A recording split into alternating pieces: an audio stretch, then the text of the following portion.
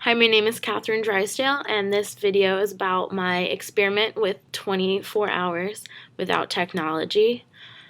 I will first admit that I was hesitant a little bit about this assignment because although I have had several times in my life without technology, when I've gone to camp, gone on vacation, or just didn't have a phone at all, I was really looking forward to having my iPhone 5 when I arrived home for Thanksgiving break. So I was a little sad that I wouldn't have time to use my new technology. But overall, I'm glad I had this experiment. So I will now go into my day without technology. So since I didn't have the constant buzzing and need to be connected, I woke up at about 11 a.m.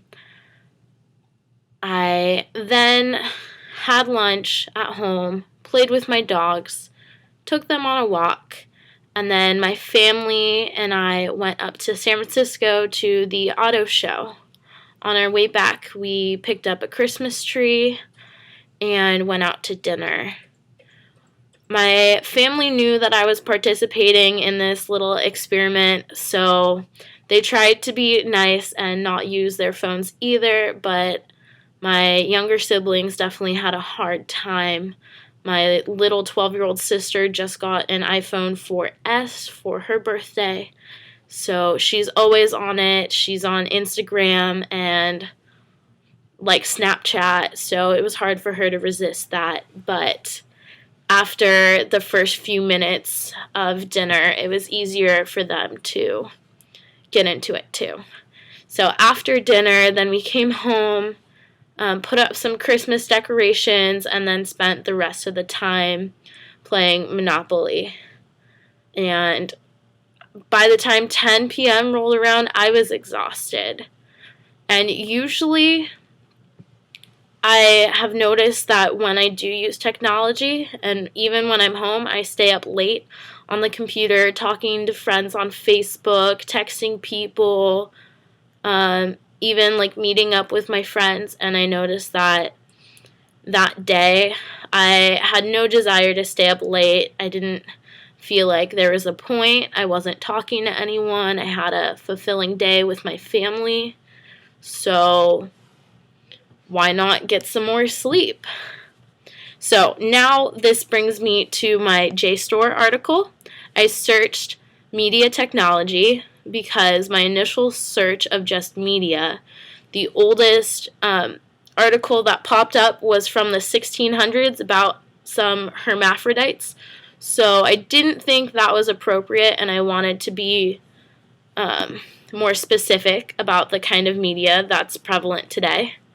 So the article I found is called Task Analyzability, Use of New Media and Effectiveness, a Multi-Site Exploration of Media Richness by Ronald Rice in 1992. So basically the article evaluates the effectiveness of traditional communication, which is face-to-face, telephone, and memos, as well as the new type of communication, which is online databases, email, voicemail, and video conferencing. So that would be places like Skype and Facebook and Instagram and all that stuff. So Rice states, the contingency theory argues that organizations must respond to new and changing environmental conditions by redesigning their internal processing capabilities through structures and technology. So basically this means that businesses and just individuals in general need to always keep up with what's going on in order to be able to function and survive within society. And so communication media differs in the extent to which they can overcome various communication constraints of time, location, permanence, distribution, and distance, and transmit social and nonverbal cues of human interaction.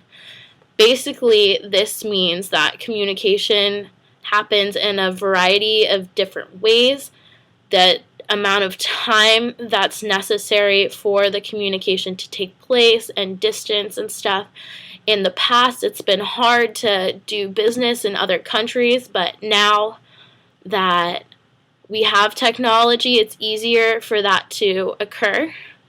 So while technology does help us in a variety of different ways, it also takes away the human aspect. So people are unaware of the nonverbal social cues and only take words for what they are.